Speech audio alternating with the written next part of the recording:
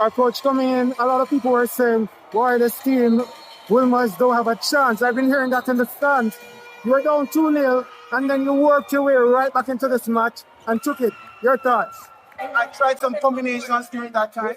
I saw some positiveness out of it, and I spoke to try it this week. I did try in the first set. It worked to an extent. The second set, I tried a lot of rotation. I didn't work on it. I switched it up a little bit and saw something positive. Then I started working on the 3 sets that I had, and it really paid off. Because I know I have a talented set of guys, and I know that they're really determined to work. They want to do me well, they say. And I'm proud of them no matter what. Could have been a cleaner win, but as you know, Papine is a tough team. They beat us twice in the group stage.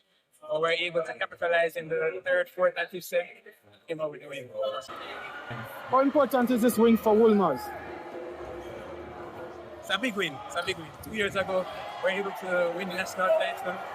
And last year, of course, we dropped out early to JC in the group semi-finals. So this year again, we're able to beat JC and beat Papine after losing to them twice. You were dominating this match. You had it in your hands, and all of a sudden, it just slowly slipped away. Your thoughts on why that happened? I think team exhausted. They were playing well. They lose focus a little bit, and that's what gets